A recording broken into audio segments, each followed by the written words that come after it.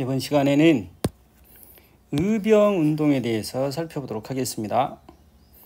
을미의병, 을사의병, 정미의병이 있죠. 제일 먼저 을미의병입니다. 을미의병은 1895년이죠.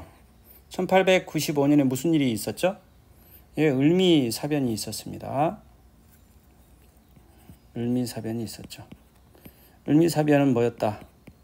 명성황후 민비를 시해한 사건이죠. 이게 1895년에 한나라의 국모를 일본 낭인들을 동원해서 시해를 했습니다.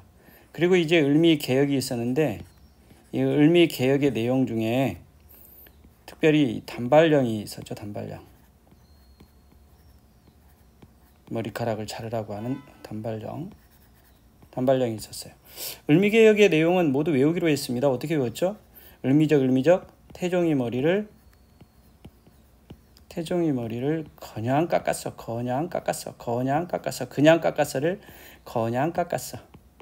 머리 깎고 어떻게 했어요? 우체국에도 보내고, 깎은 머리를 우체국에도 보내고, 머리 깎고 군대 가고 소학교에도 보냈죠. 그렇죠? 이렇게 외웠습니다. 그래서 을미개혁의 내용은 다 외우자. 을미개혁의 내용인 태양력 사용, 종두법 실시, 머리 깎았다 그랬으니까 뭐예요? 단발령 실시, 일세 일원의 건양이라고 하는 연호를 썼다. 그 다음에 우편사무 시작되었죠. 그 다음 군제 개편했고요. 그 다음 소학교를 설치했습니다. 그래서 을미개혁의 내용은 태종이 머리를 그냥 깎아서 머리 깎아가지고 머리 깎은 머리를 우체국에도 보내고 머리 깎고 군대도 가고 소학교에도 갔다, 이렇게 우리가 외우기로 했습니다. 을미개혁의 내용이었죠. 그런데 이 을미사변과 을미개혁의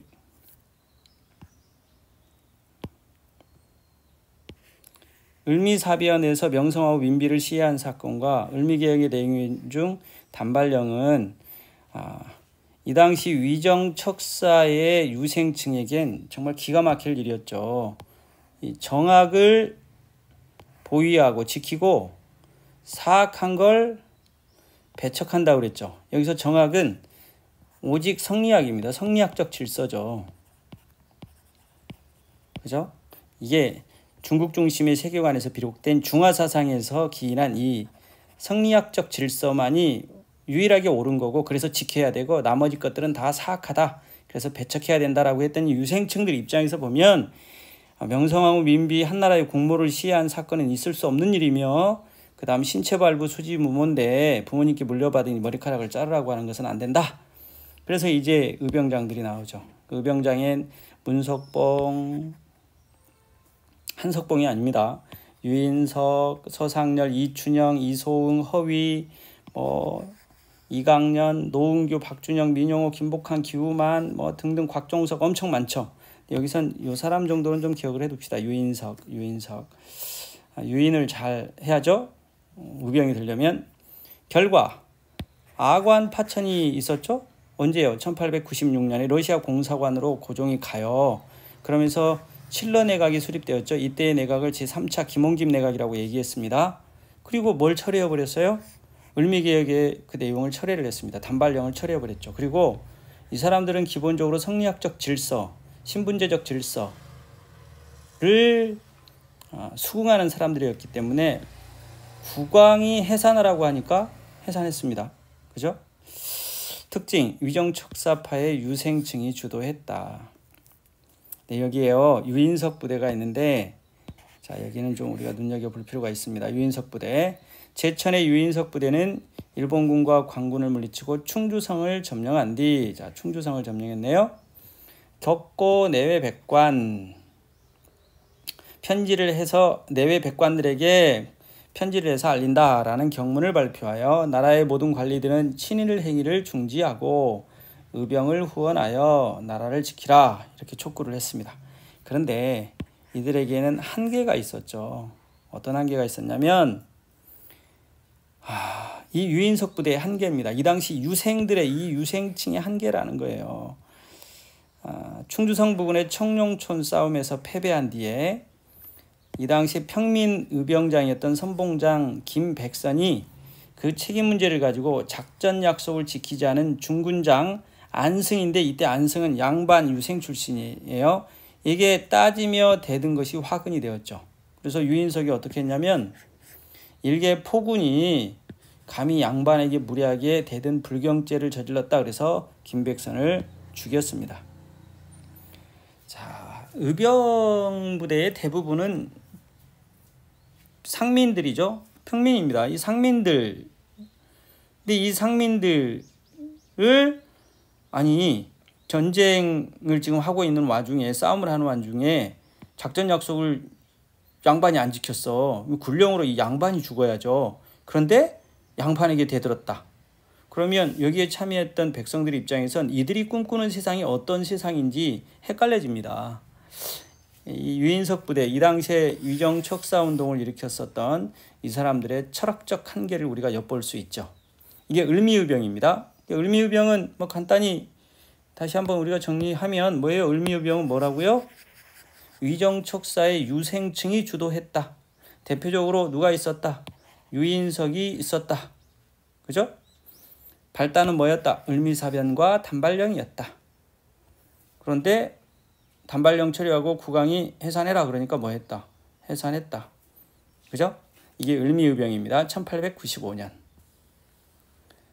자, 그 다음에 을사의병으로 넘어가기 전에 1905년 을사조약이 맺어지기 전에 1897년 아관파천 이후에 경운궁으로 돌아와서 광무개혁에 착수하죠. 1897년에. 근데 이 1897년 광무 정권기 이때에도 의병운동이 있었다 이 말이죠. 농민이 주축이 된 광무 정권기에는 어떤 일들이 있었을까?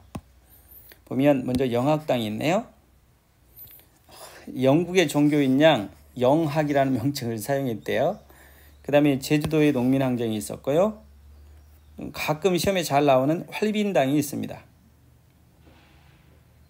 자, 살펴봅시다. 영학당 1898년에서 1899년까지 이 전라도 지역을 중심으로 일어난 농민항쟁을 지도했던 농민 조직입니다. 이들은 동학농민군의 자녀 세력으로 주체 세력들이 형성이 되었죠. 그래서 미국 수출을 반대하고 부국안민 초계 양의의 기치를 내걸었습니다. 그 다음에 흥덕에서 밤봉건 항쟁이 있었고요. 1898년 넘어가겠습니다. 이 정도 하고요. 제주도 농민항쟁도 있었네요. 영학당, 제주도 농민항쟁, 이것들은 언제 있었던 일들이다. 광무정권기죠. 당연히 누가 주축일 수밖에 없다. 농민이 주축이었다. 제주도에는 이 남학당이라고 하는 게 만들어지네요. 이 방성칠의 난이라고 하는데 제주 목사 이병희와 향리들의 이 조세 수탈이 원인이 돼서 남학 간부인 방성칠이 중심이 되어 일어난 농민항쟁입니다. 그 다음 이재수의 난이 있네요. 1901년. 역시 왕실의 과도한 조세 징수에 반발하여 그래서 천주교인과의 무력 충돌로 600여 명의 교인이 사망하고 프랑스와의 외교 문제로까지 비화가 되었습니다. 이 뭐라고요? 제주도 농민항쟁의 남학당과 이재수의 난 중에 이재수의 난 우리가 기억할 필요가 있고요. 이 남학당은 충청도와 전라도 일대에 유포된 신흥 종교라고 합니다. 그러니까 이게 동학과 거의 유사했다라고 보시면 될 것 같아요. 영학당, 남학당, 그렇죠? 자, 그 다음 활빈당 좀 살펴보겠습니다. 활빈당이죠. 활빈당. 가나안을 좀 구제하고자 하는 그런 당이네요. 1899년에 1905년 을사조약이 맺어지던 해죠. 그때까지 남한 각지에서 활동한 무장 농민 집단입니다. 주로 경기, 충청, 전라, 경상 등 주로 한강 이남에서 반봉건, 반침략 투쟁을 전개했죠. 백성을 구제한다라는 의미로 활빈당, 이건 홍길동전에서 홍길동이 이렇게 활빈당을 조직을 하잖아요. 거기에서 따왔습니다.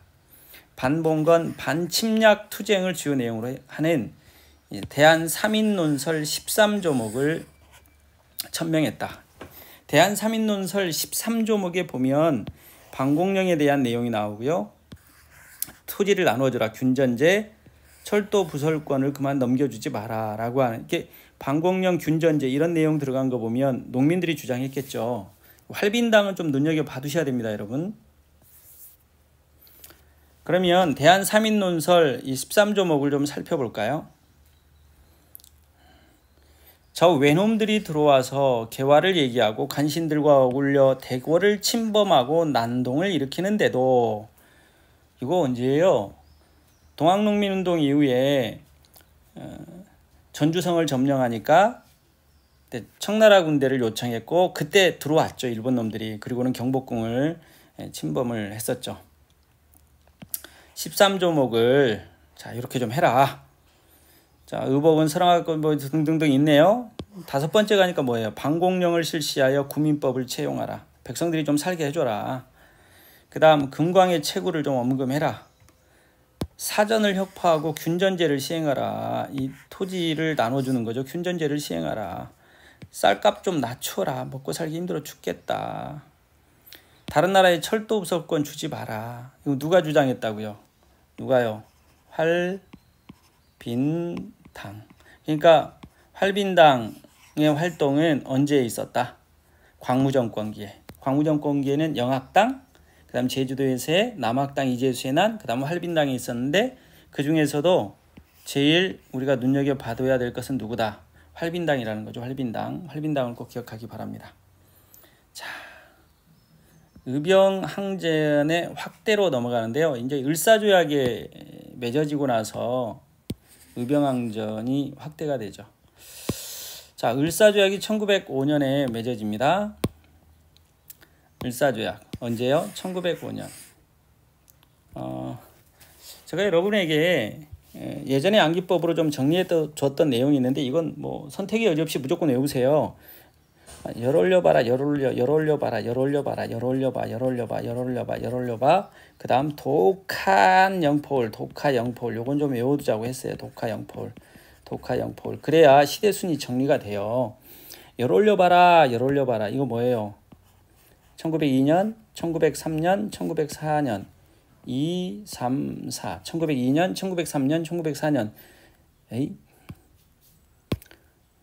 여기는 뭐냐면 제1차 영일동맹, 제1차 영일동맹이죠. 그 다음 여기는 용안포 조차 사건. 그 다음 여기는 뭐예요? 러일전쟁이에요.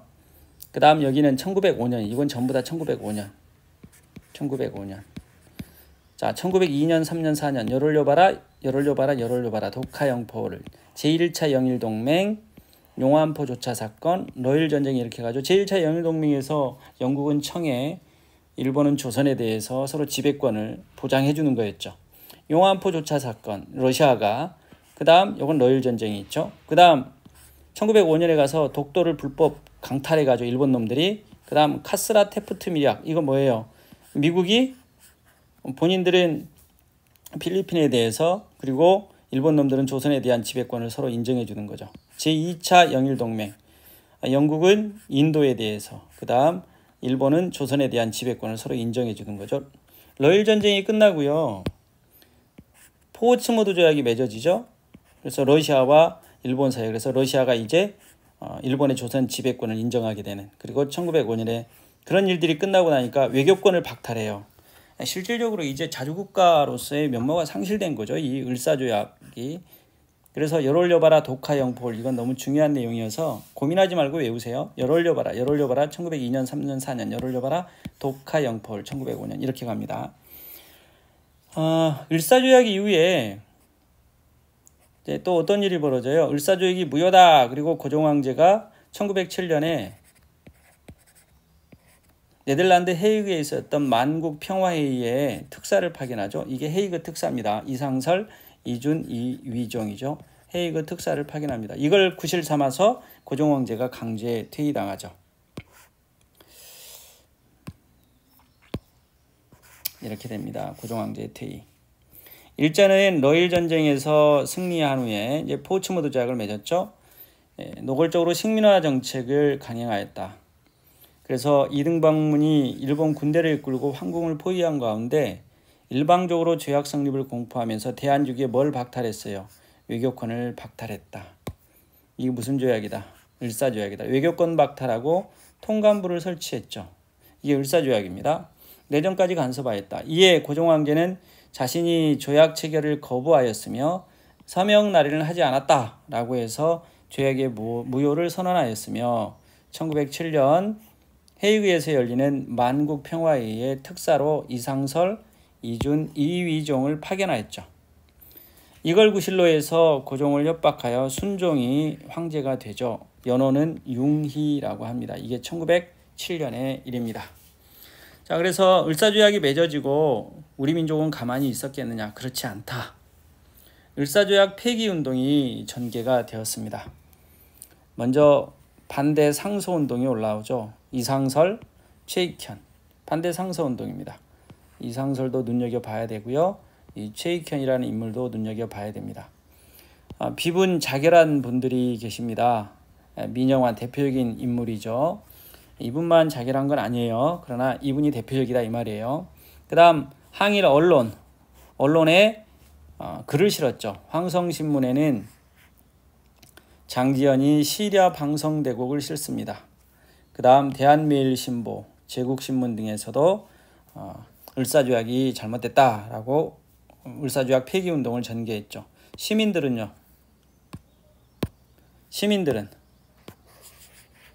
상인들은 시장을 문을 닫고 학생들은 자진 휴학하였죠.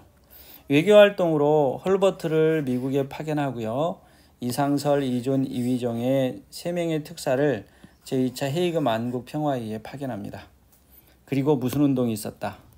의병운동이 있었다.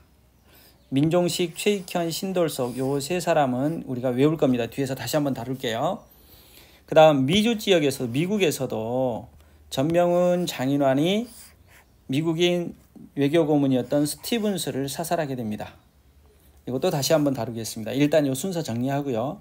만주 하얼빈에서도 안중근이 1909년에 이토 히로부미를 사살합니다. 국내 의거도 있죠. 이재명이 이완용을 제거하려고 했으나 미수에 그쳤고요. 또 오적 암살단이 만들어지죠. 나철 5.25가 중심이 되어서 만들어집니다. 비분자결했던 민영환의 유서입니다. 유서를 보면 대한제국 2천만 동포에게 남긴 유서라고 되어 있죠. 슬프다. 나라와 민족의 치욕이 이 지경에 이르렀으니 나 영화는 죽음으로써 황제의 은혜를 갚고 2천만 동포에게 뭐한다? 사과한다. 자, 이런 내용입니다. 자, 그 다음에 황성신문의 장지연이 쓴 논설입니다. 오늘을 목놓아 통곡한다. 시이랴 방성대곡. 크게 곡한다 이 말이죠. 저 개 되지만도 못한 소위 정부 대신이란 자들이 영달과 이득을 바라고 나라를 파는 도적이 되었다. 2천만 목숨을 몰아 다른 사람의 노예로 만들었으니 저 외부 대신 박재순과 각 대신은 참정 대신 한규설도 정부의 우두림으로써 거의 부라고 했다. 근데 한규설은 부를 표시했죠. 근데 박재순은 아니고요. 그래서 우리가 을사오적을 뭐라고 그냥 가운데 글자 따서 외워야 됩니다. 완근지 제중 이렇게 외우죠. 을사오적, 완근지 제중, 완근지 제중. 을사오적은 완근지 제중이죠. 이완용, 이근택, 이지용, 박재순, 권중현. 그래서 가운데 글자를 땄어요. 안 그러면 이렇게 될 거 아니에요. 성을 따면 완근지 제중 이렇게 되는데 여기에 그래도 한규설이 들어가는 거 아니죠. 원통하고 분하다. 남의 노예가 된 우리 2천만 동포여 살았느냐 죽었느냐. 황성신문에 저 개 뒤지만도 못한 그런 거죠. 그래서 황성신문엔 장지연의 시리아 방성대국을 실어 장지연은 70여일간 구류되고 황성신문은 80여일간 당했다가 속간되었죠. 자, 그러면 이제 우리가 을사병호의병을 우리가 좀 기억을 해야 되겠죠. 대표적인 의병장 을사병호의병인데 1905년에서 1907년까지 이 당시에 가장 큰 특징은 평민의병장 신돌석이 등장했다는 것입니다. 자, 을사의병 첫 번째 우리가 배웠던 게 을미의병이었죠. 유생중심이라고 그랬습니다. 을미의병. 그 다음에 을사병호의병인데 이때는 뭐예요? 평민의병장이 등장을 했다. 그죠? 평민은 누구? 신돌석이 돌석 이름이 평민처럼 보이죠. 자, 러일 전쟁 후에도 의병이 있었다. 을사조약 후에 의병을 가면 당연히 을사조약을 반대했죠. 그 다음 친일 내각을 타도하고자 국권을 회복하자. 그래서 민최정신 이렇게 외웠습니다. 이 당시에 의병을 한다 그러면 잡히면 죽는 거죠. 미친 정신 아니면 힘들어요. 이걸 조국 사랑에 미친 듯한 마음이 있어야 가능하다. 그래서 미친 정신, 민최정신으로 가겠습니다. 민최정신, 미친 정신, 민최정신. 을사조약 이후에 미친 듯이 조국을 사랑했다. 민최정신입니다. 민최정신. 민종식은 홍주성을 점령하죠. 그 다음 최익현은 태인에서 제자 임병찬과 함께 거병합니다. 나중에 임병찬은 한일합병 이후에 1910년대에 또 중요한 역할들을 담당하죠. 근데 최익현의 이 철학적 한계가 또 있죠. 관군과 싸울 수 없다는 이유로 스스로 체포되었다. 그런데 쓰시마 섬에서 어떻게 했다? 굶어서 순국했다.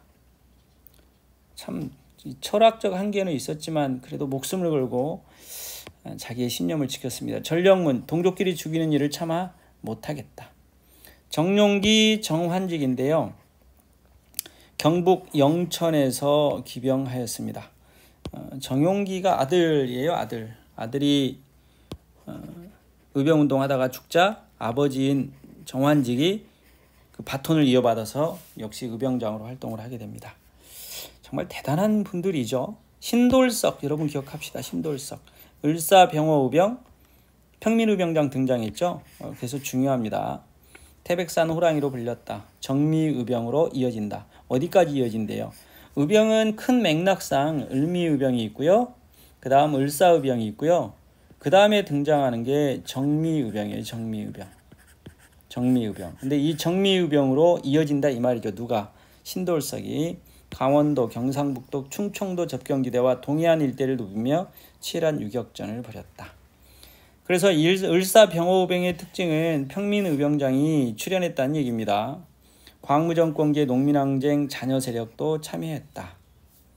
누군가를 미친 듯이 사랑해야만 목숨을 걸 수 있습니다. 아마도 당시 의병들은 조국을 미친 듯이 사랑했나 봅니다. 이러한 조국 사랑의 정신을 미친 정신으로 표현하면 민최정신에서 민종식, 최익현, 정용기, 신돌석 이렇게 정리할 수 있겠네요. 을사조약 이후의 주요 사건, 이 순서는 시험에 너무 잘 나오니까 여러분 깔끔하게 좀 정리를 하고 갑시다. 먼저 을사조약 있죠. 1905년 을사조약. 이걸 제2차 한일협약이라고 얘기합니다. 그래서 고종이 헐버트를 미국에 파견해요. 근데 헐버트는 을사조약 전에도 파견하고 후에도 파견합니다. 1907년 네덜란드 헤이그 밀사를 파견하죠. 이상설, 이준, 이위종입니다. 이게 빌미가 돼서 고종이 강제 퇴위당하죠. 1907년. 고종이 퇴위당하고 1907년에 차관 정치가 시작이 됩니다. 이건 정미 7조약이죠. 한일 신협약이라고도 하고요. 뒤에서 아주 자세히 다루겠습니다. 그리고 이 정미 7조약으로 인해서 군대가 해산당합니다. 1907년. 그리고 박승환이 자결하죠. 이게 1908년 미국에서 전명훈 장윤환 의거가 있습니다. 외교고문이었던 스티븐스를 암살하죠. 1909년 안중근이 하얼빈에서 이토 히로부미를 죽입니다. 안중근 의거가 있죠. 이 순서는 여러분 잘 아시겠지만 이 순서는 시험에 참 잘 나오는 순서들이에요. 그러니까 우리가 좀 기억을 해둘 필요가 있겠습니다. 자, 이제 의병전쟁의 전개로 넘어가 볼게요. 보면 정미의병이 나오네요. 1907년. 이때는 평민과 군인 출신의 의병장수가 유생 출신 의병장수를 능가했다고 합니다. 발단을 보면 고종황제가 강제 퇴위당하죠. 1907년. 그리고 정미 7조약이 맺어지는데 이로 인해서 군대가 해산됩니다. 그러자 이 해산된 군대가 어디에 합류해요? 의병에 합류합니다. 여러분 최고의 사극 중에 하나가 제가 추천하기에는 미스터 션샤인이라고 하는 미스터 션샤인인데 요 사극을 한번 꼭 보십시오. 이건 정말 강추합니다. 강추. 신미양요의 사건으로 지금 처음 시작되죠. 신미양요 1871년 미국과의 전투로 지금 시작이 됩니다. 여기서부터 시작되는 것 같아요. 여기서부터 첫 1화가 신미양요. 그런데 여기는 뭐 강화도 조약 전에 이 사건들도 등장하고요. 이게 여러분 좀 정말 재밌게 볼 수 있습니다. 나중에 제가 시간이 되면 이 미스터 션샤인 가지고 한번 이야기를 나누도록 하겠습니다. 해상군대가 의병에 합류하면서 의병 전쟁화 되었다라고 얘기하는 거죠. 서울시위대 보병 연대 제1대대장 박승환이 권총으로 자결을 합니다. 그러자 무기고를 습격한 후에 일본군과 시가전 후에 의병이 합류하죠. 지방진위대, 그 다음 강화 분견대, 진주 진위대 등도 의병에 합류합니다. 그러니까 해상군인들이 의병에 합류하니까 어때요? 의병들이 훨씬 강해졌겠죠. 그래서 우리가 의병 전쟁화다라고 얘기해요. 이후에 이제 서울 진공작전이 벌어집니다. 13도 창의군이 결성이 되죠. 자, 여기도 근데 물론 한계가 있습니다. 뒤에서 얘기하겠지만 누가 중심이었다고? 양반 출신 의병장이 중심이었다. 자, 어쨌든 의병부대 연합전선이 형성되었고요. 총대장이 이인영입니다. 이은영과 아무 상관없습니다. 저하고 상관없어요. 허위 군사장, 민궁호, 뭐 이강년 이런 사람들 등장을 했죠. 이들이 호소문을 발송해요. 어디에다 보내냐면 서울에 있는 각국 영사관에 의병은 국제법상의 교전단체다. 그걸 인정해줘라 라고 하는 호소문을 발송하죠. 결과 자, 서울진공작전은 성공했다 실패했다. 군사장 허위의 선발대 300여 명이 동대문 밖 30리까지 진격하였으나 화력이 열세했고 이 당시 총대장이 이인영인데 부친상을 당해요. 그런데 이 이인영이 뭐라고 얘기하냐면 불효는 불충이다 라고 얘기하고 귀가해버립니다. 불효는 불충이래요. 기가 막힐 노릇이죠. 그러면 총대장을 맡지 말든지, 아니 총대장을 맡았으면 전봉주는 전창혁 아버지가 죽고 상복을 입은 채로 동학농민운동에 참여를 했는데 총대장인 이인영은 총대장을 맡지 말든지, 총대장을 맡았으면 불효는 불충이다가 아니고 불충은 불효다라고 생각해서 충을 먼저 생각해서, 아니 서울 진공작전 싸우다가 죽더라도 한번 제대로 싸움이라도 해봐야 될 거 아니에요. 너무 슬퍼요. 진짜 한계로 가봅시다. 한계. 당연히 한계가 있죠. 봉건적 신분질서를 내세워서 누가 중심이에요? 아니 평민 출신 의병장들이 더 많고 평민들이 더 싸움을 잘하는데 평민 봉건적 신분질서를 내워 신돌석, 홍범부도 등 평민 의병장을 13도 창의군에서 배제시켜요. 그리고 불효는 불충이다 그러고 돌아가 버려요. 이기는 게 이상한 거죠. 이것은. 그러면 나중에 이 사람들이 잡혀서 또 죽잖아요. 슬퍼 정말. 의병전쟁의 절정기로 넘어갑니다. 1908년 이후죠. 자, 평민의병장이 활약이 대단했다 이 말입니다. 신돌석, 홍범도, 김수민. 그리고요, 놀랄만한 일이 벌어집니다. 이 호남 지방의 의병운동이 폭발적으로 고양됩니다. 늘어납니다. 1907년 9월 전남 장성에서 기사면 고광순, 1908년 9월 전해산, 심남일, 안교용 등 잇따라 의병봉기가 일어나죠. 전해산, 심남일, 안교용 등, 또 1908년 홍범도가 있고요. 또 이범윤이 있죠. 간도 연해주 의병이 국내 진공작전을 펼칩니다. 1908년에 홍범도와 이범윤의 이 간도 연해주 의병이 국내로 쳐들어올 진공작전을 펼쳤다 이 말입니다. 또한 의병으로 활약했던 안중근은 만주 하얼빈역에서 한국 침략의 원인인 이토 히로부미를 처단하죠. 그러니까 을사조약과 정미칠조약이 있었는데 우리 민족이 가만히 있었느냐? 아니다. 이 새끼들 한번 해보자. 그리고 최선을 다해서 싸웠다 이 말입니다. 자, 남한 대토벌 작전 봅시다. 방금 전에 호남 지방의 의병운동이 폭발적으로 고양되었다고 얘기했죠. 그래서 이제 이 남한 대토벌 작전이 나오는 거예요. 1909년 9월부터 2개월에 걸쳐 전개된 일제의 남한 대토벌 작전으로 교반 작전을 썼다고 하네요. 휘저을 교회 석글반자래요. 의병이 근거지로 삼을 만한 촌락과 가옥을 닥치는 대로 방화 약탈 폭행을 자행하였다. 이로 인해 호남 일대의 의병이 큰 타격을 받으면서 정미 의병은 점차 소멸되었고 이제 의병은 만주와 연해주로 근거지를 옮겼다. 이게 남한 대토벌 작전입니다. 여기 보면 부친상을 당한 이인영의 철학이 나옵니다. 뭐라고 했냐면 나라의 불충함이 부모의 불효함이 되며 불충함이 불효함이 되면 아니 전쟁에 지금 나가야죠. 나라가 망하게 생겼는데 부모에게 불효함이 불충함이 된다. 그 돈은 하나이며 둘이 아니다. 코로나는 차라리 풍속에 따라 3년상. 와 진짜 총대장이 3년상 하러 간대요. 기가 막혀. 진짜 정말. 자 여기 사진이 나와 있는데요. 의병을 보면 농민도 있고요. 군인도 있고요. 포수도 있다. 여러 계층이 참여했음을 다양한 계층이 참여했음을 알 수 있다. 우리 미스터 현샤인에서도 보면 이 장면을 그대로 재현을 해서 사진을 찍습니다. 안중근의 이토 히로부미 사살 이건 기록 그림이래요. 여기 보니까 안중근이 어디 있어요? 여기 있죠. 여기 안중근 여기에 있습니다. 이토 히로부미는 여기 총 맞아 죽었을까 이때? 죄송합니다. 총 맞아 죽었어요. 죽어야지. 나쁜